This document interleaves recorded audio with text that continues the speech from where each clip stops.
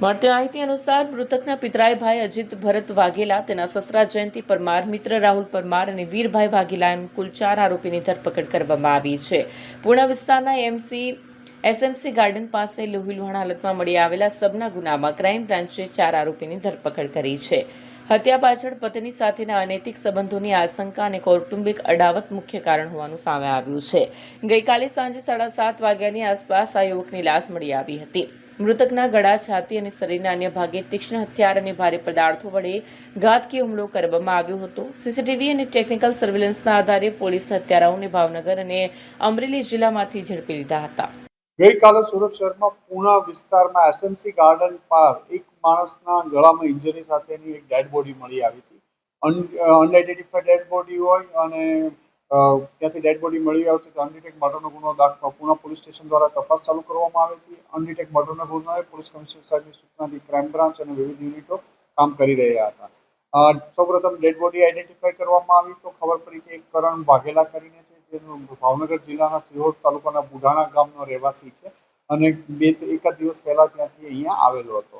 અને એના મર્ડરમાં સીસીટીવી અને ટેકનિકલ સર્વેલન્સ અને હ્યુમન ઇન્ટેલિજન્સ આધારે ખાતરી કરતા ક્રાઇમ બ્રાન્ચના પોલીસ ઇન્સ્પેક્ટર જયંત ગોસ્વામી અને એમની ટીમના પીએસઆઈ દેસાણી અને પાટીને ઇન્ફોર્મેશન મળી હતી કે આમને જે મરણ જનાર છે એને એના કુટુંબિક ભાઈ જે સુરતમાં રહે છે અજીતની પત્ની સાથે અનૈતિક સંબંધ હોય અને જેના કારણે અજીત પોતાની વાઈફને લઈ 10-15 દિવસ પહેલા જ ત્યાંથી એના ગામથી અહીંયા રહેવા માટે આવી ગયેલો હતો.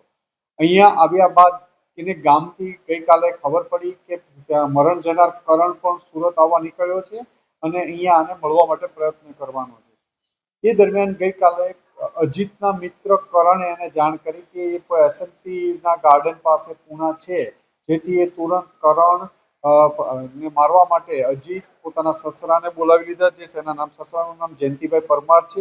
ઉપરાંત એના મિત્ર જેને જાણ કરી હતી રાહુલ અને એની માસીના દીકરા વીર તથા અન્ય 2-3 ઇસમોને લઈ એ ફટાફટ ત્યાં પહોંચ્યો અને એને મળી આવતા એને મારી નાખી આ લોકો ભાગી ગયેલા હતા. ક્રાઇમ બ્રાન્ચની વિવિધ ટીમો કામે લાગેલી હતી. ગઈકાલે ભાવનગર અને અમરેલી જિલ્લામાં એમની હોવાની શક્યતાના આધારે મર્ડર થયાના 1 કલાક બાદ જ ક્રાઇમ બ્રાન્ચની અલગ અલગ ટીમો અલગ અલગ જગ્યાએ રવાના કરવામાં આવી હતી. એમાં જે એના સસરા અને એ અહીંથી મળી આવ્યા હતા. ઉપરાંત 3 જણા કલ ભાવનગર અમરેલી જિલ્લાના લીલિયા ગામ પાસેથી મળી આવ્યા છે.